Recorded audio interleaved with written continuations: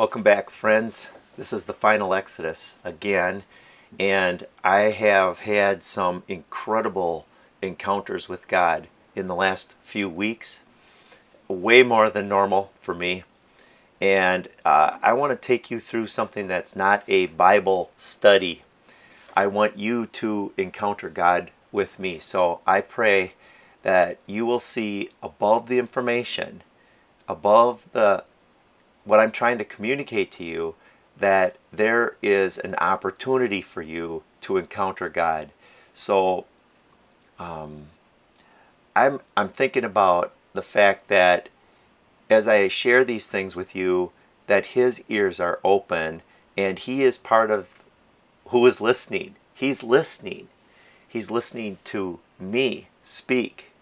And so I take this very seriously. I don't just lay down videos haphazardly. These things are very thoughtful, and I actually have a lot of trepidation as I push the button to record, because it's a frightful thing to have to present this and put it on video to you. I mean, who am I? Who am I?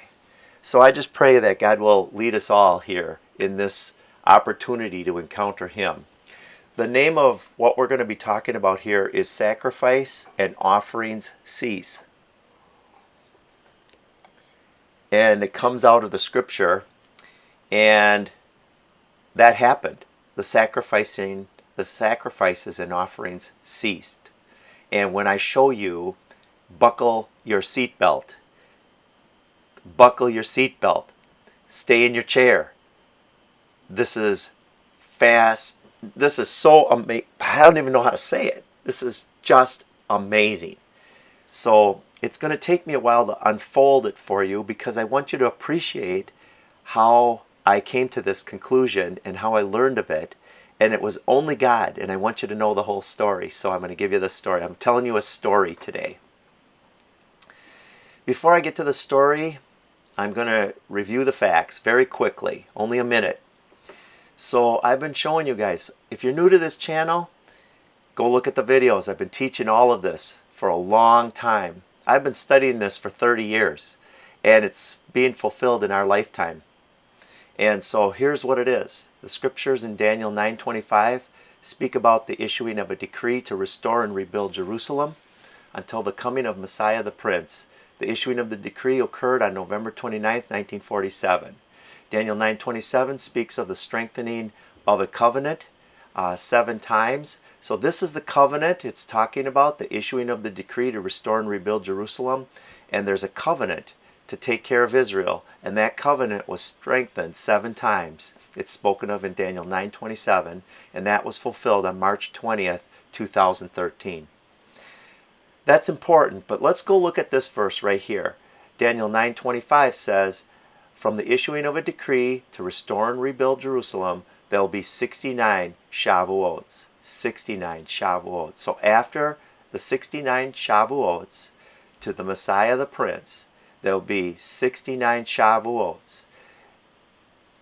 That brings us to 2017. I didn't know it was May 25th. It just turns out that that's what it is. So prior to May 25th, 2017, there was a strengthening of the covenant. So this verse here says, in the midst of 7, He will put a stop to sacrifice and offerings. That brings us again to 2017. That already happened. 2 Thessalonians 2:4 says, and He will take His seat in the temple of a God, in the temple of Theos. And I went in, people say, oh, it means God Almighty, it means the Creator God. No, do your homework. No, it doesn't. It could, but in this case, it's been fulfilled, so we know it doesn't. And that's been fulfilled. That's a fact. These are facts. These are not open to argument. These are facts. These things actually happened.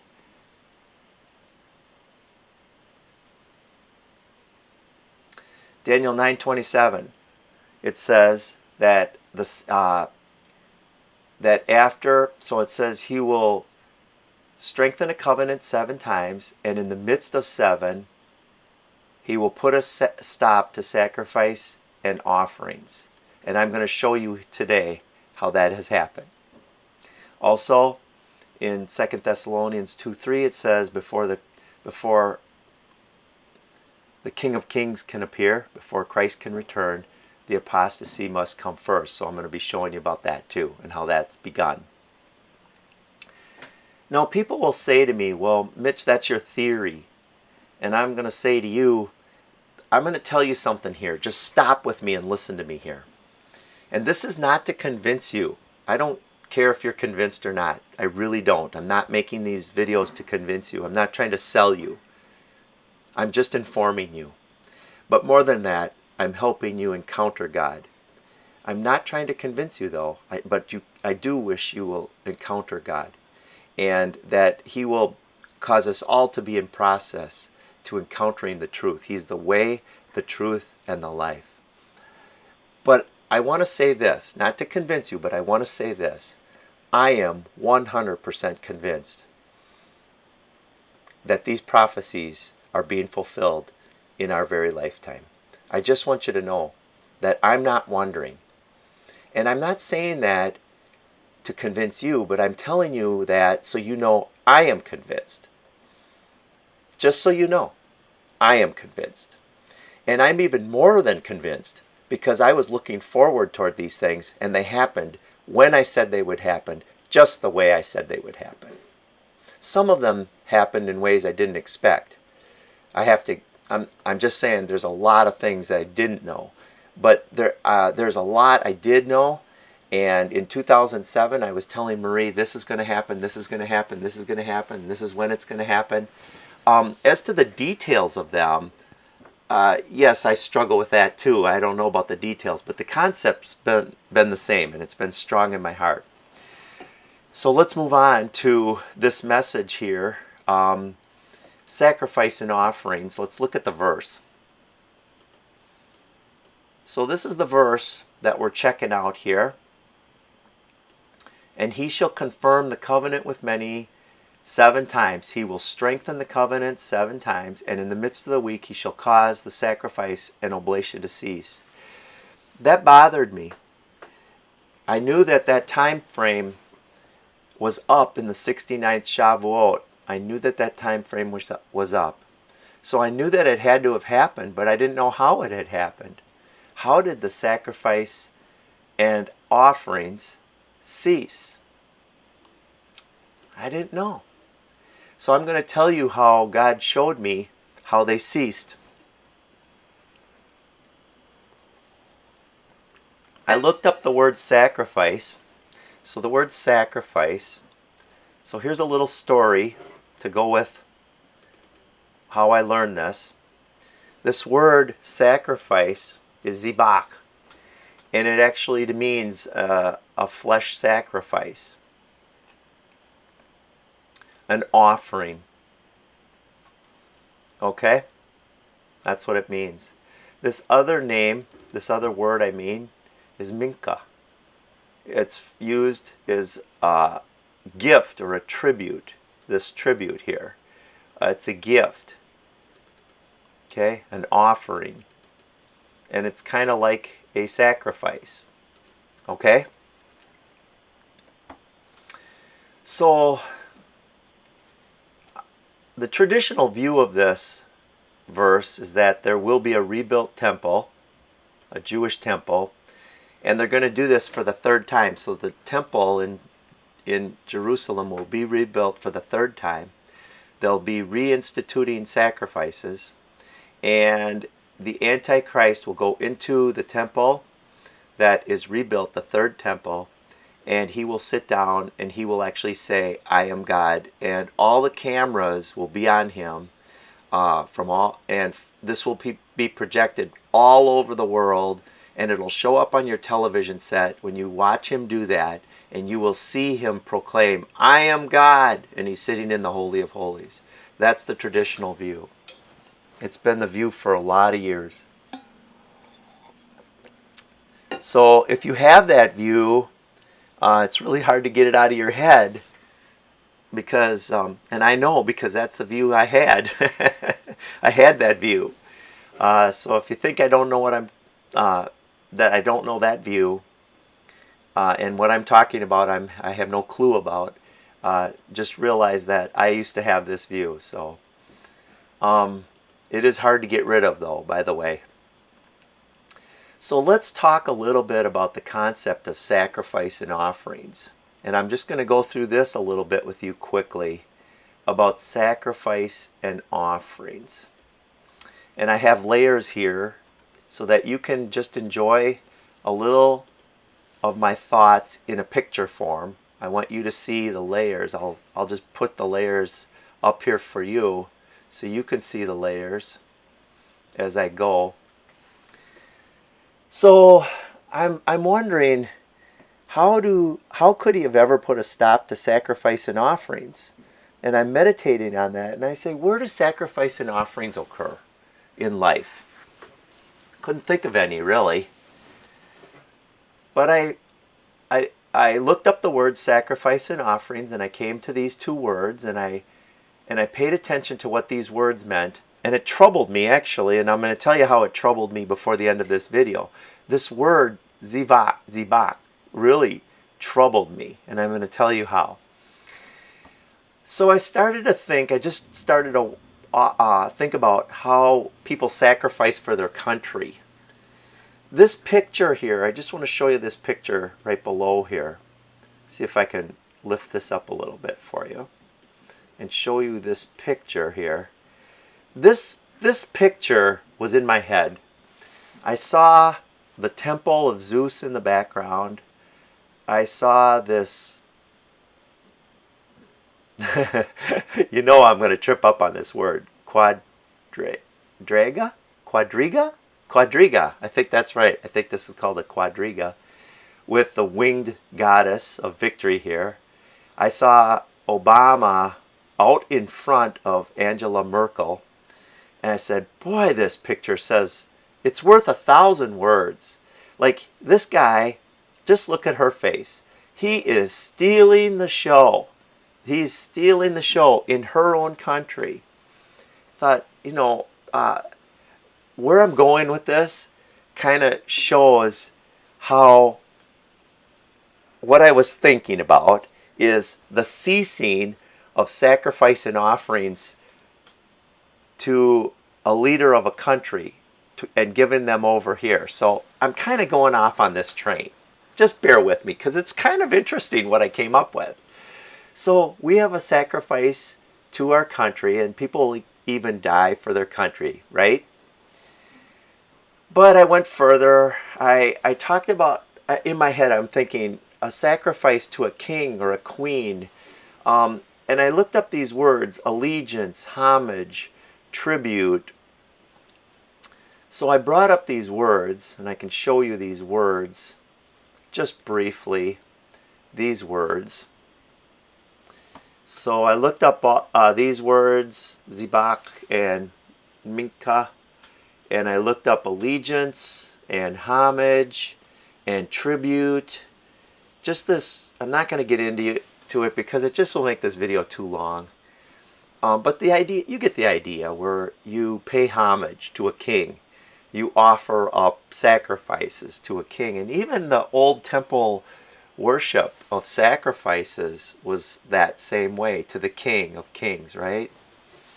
So that's not too far of a stretch, really, actually. So I'm going down that path, and I came to a term. This is called patriotism, or being a patriot. Being patriotic is, just saying your country is important to you. But it's not the same as nationalism. Have you heard of the term nationalism? Nationalism. What is that? Well, nationalism is different than patriotism. Nationalism says, I'm not just excited about my country's the best. The rest of you guys are nothing compared to my country. That's nationalism. Have you heard of that? That's important, because do you know that Adolf Hitler ran his whole operation on nationalism? Nationalism, German nationalism. is a severe form of nationalism where our country's the best and it's so good we're going to take all the rest of you guys by force. So we're going to conquer the world through force. Nationalism. So what does that have to do with sacrifice and offerings?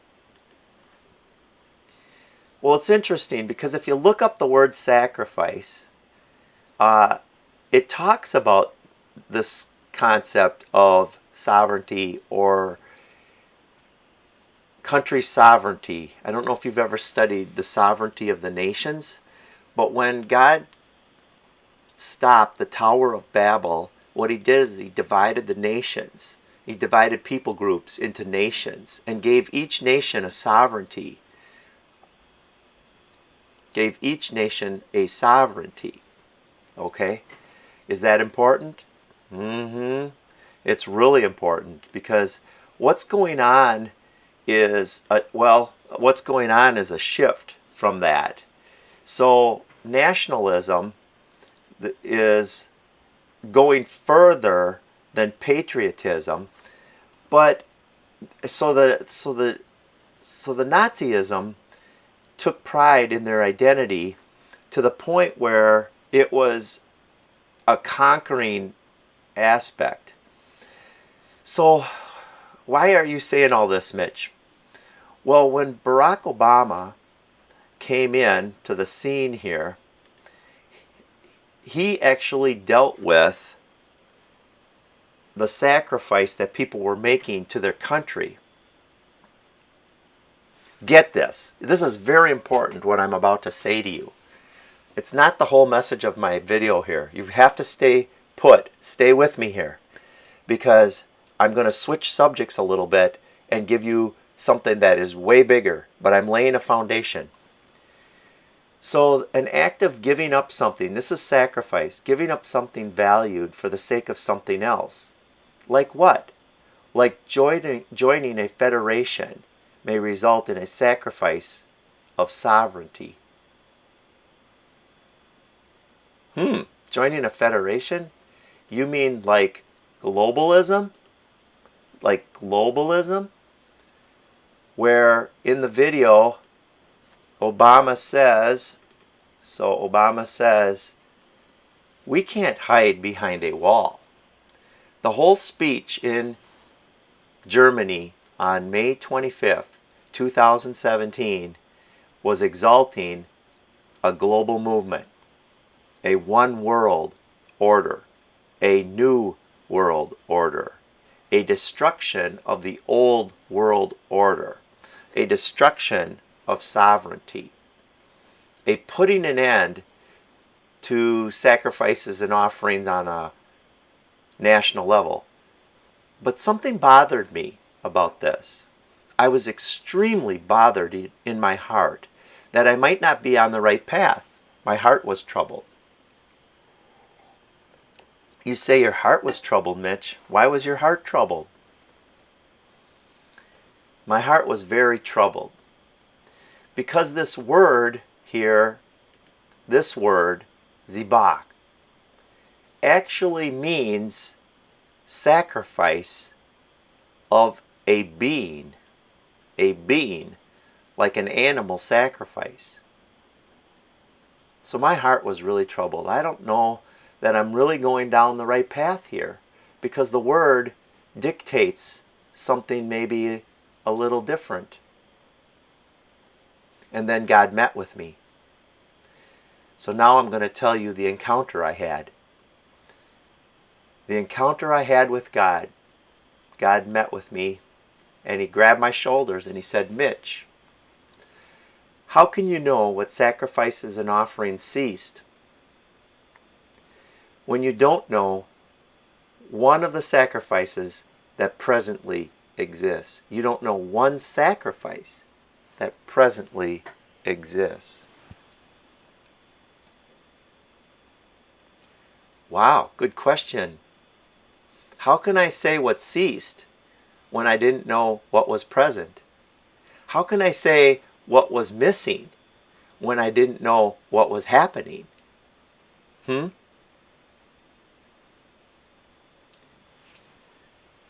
That really troubled me. So I'm thinking, well, what sacrifices are going on the earth?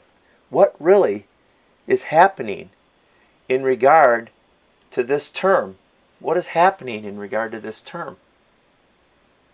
And then God showed me. Within seconds, He showed me. He answered the question within seconds. Do you know?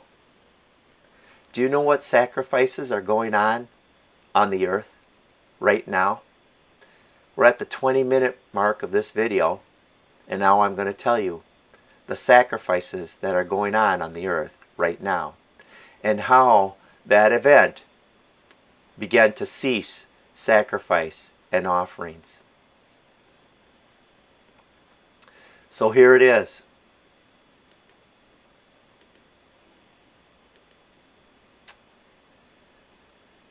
The scriptures tell us in Psalms 51, "For you do not delight, our Father, in sacrifice, otherwise I would give it. You are not pleased with burnt offerings." This word here, sacrifice, that's our word. Right there, guys, that's our word. God does not delight in that. So what does He delight in? The sacrifices of God are a broken spirit, a broken and contrite heart. O God, you will not despise. What sacrifices does He receive? This one. What is that word behind there? What sacrifices? If He doesn't accept these sacrifices, what sacrifices does He accept? Do you know? Check this out. What word is that? What word is that? Are you confused? So He says He does not delight in zibach, but the sacrifices He delights in are a broken spirit and a contrite heart. These are His sacrifices, a broken spirit and a contrite heart. Where are you going with this, Mitch? Hang on. Buckle up. I'm going to show you. Offer to God a sacrifice of thanksgiving and pay your vows to the Most High. Offer up to God zibach.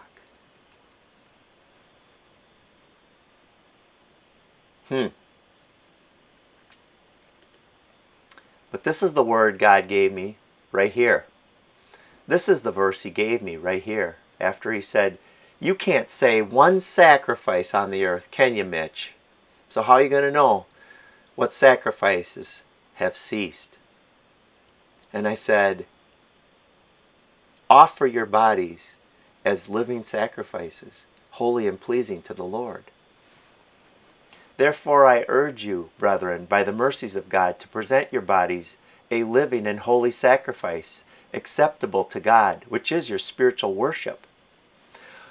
Wait a second. Living sacrifices. A sacrifice that's not killed, but has died to self. A living sacrifice. Through Him, then, let us continually offer up a sacrifice of praise to God, that is, the fruit of the lips that give thanks to His name.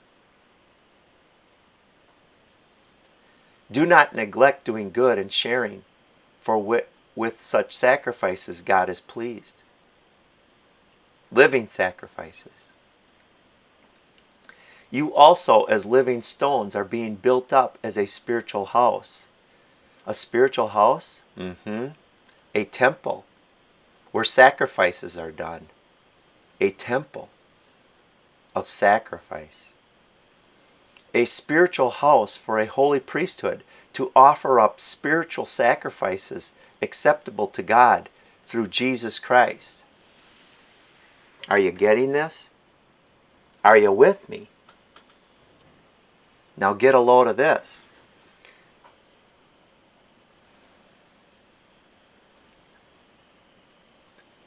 When God was working through the Jewish people, through the Hebrews, there were temples. After Christ's first return, the temple service ceased. One type of fulfillment of this verse. And then he went out to the Gentiles, to the highways and the byways, and he offered the gospel to the nations. And when he did that, the work he did with the Hebrews ceased. And he worked in the hearts of the Gentiles until the fullness of the Gentiles comes in. And after 70 Shavuots, Daniel 9:24, he will finish the transgression. After 70 Shavuots, 70 Shavuots have been decreed for your people and your holy city, Israel and Jerusalem, to finish the transgression, to make an end of sin, to make atonement for iniquity, to bring in everlasting righteousness, to seal up vision and prophecy, and to anoint the most holy. Wait, Mitch, you just lost me. What just happened? Why did you just talk about that? Because we've just entered into the 70th Shavuot. June 4th, 2017. Why is that important? Well, that's important because God is now turning his gaze back to Israel in the 70th Shavuot. And that's why the sacrifice and the offerings will be ceased. Wait, what do you mean? God is moving to Israel, back to Israel, and there's a ceasing of sacrifice and offerings. Oh, I don't know, Mitch. That sounds a little bit out there. No, it doesn't. Would you allow me to show you the verses? But even greater than that right now, would you allow me to ask you a question? Who was Obama speaking to on May 25th, 2017? Who was he speaking to? Do you know? You're not going to believe this, you guys. He was speaking in Germany to the celebration, the anniversary, the 500-year anniversary of the Protestant Reformation.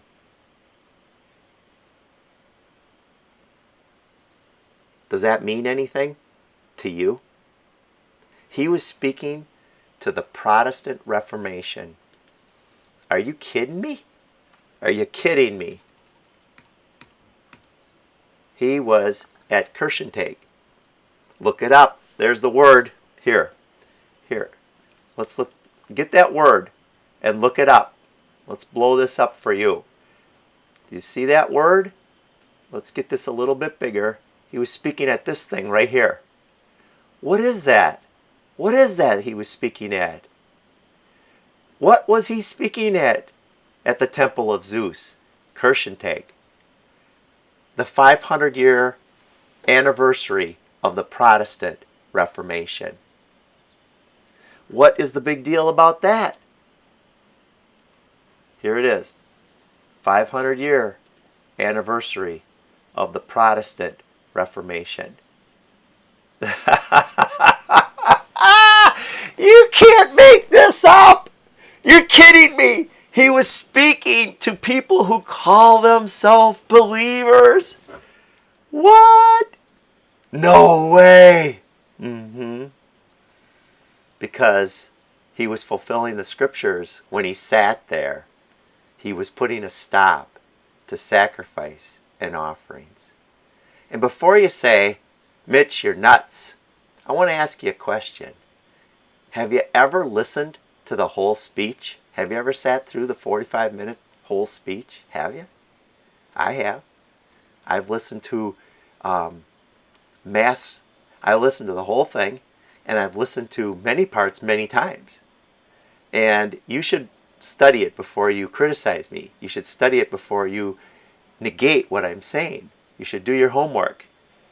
And I'll show you something else they say in this. This is kind of an interesting thing. So this is the whole thing. Obama, can we keep you? They want to keep him. They sure do. He had a big following at this thing. Look at this. This is going to just blow you away. This little statement on their literature right here. This is a Kirchentag is an assembly of the committed, peaceful, and harmless people who want to change the world, who want to change the world, who want to change the world. How do they want to change the world, Mitch? By their own goodness. Does that hit you? Do you realize that's the opposite of the gospel? Do you realize that's the opposite of the Protestant Reformation, which is to change the world by God's own goodness? That God is the only agent of change in anybody's life? That if you want to change, only God can do it? He is the potter, we are the clay.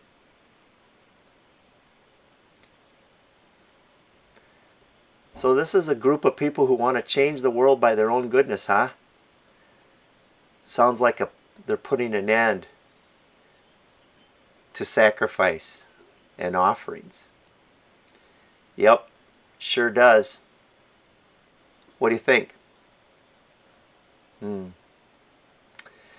So, just in closing here, this is the same as 2 Thessalonians, where it says that Jesus Christ will not return again unless the apostasy comes first and the man of lawlessness is revealed. This is unfolding right before our very eyes. The spirit of lawlessness is at work. The apostasy spoken of in Daniel is beginning to unfold. Okay? Do you know what else Obama has been doing? Do you? Oh boy, I'm going to show you.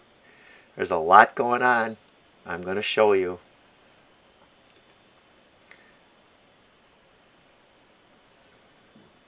So there are the verses. The apostasy has to come first. I want to end with this one thought for all of you guys who made it this far. The world will be looking for events, and all around us the events are unfolding. But even the believers don't see them because they don't understand the process of unfolding events. There's unfolding going on. There's an unfolding. These prophecies take time to unfold. They don't just hit you across the face. How many people are missing all of this? How many people missed it in Jesus' day when he rode into town on a donkey? They didn't see anything leading up to that, and they didn't see that. So it doesn't surprise me. People are missing this. I can hardly stand it. This is incredible. So I hope you're enjoying these, but above all, I pray that you're encountering God. So encounter him all this week, and even more as the day draws near. I look forward to being with you soon. We'll see you soon.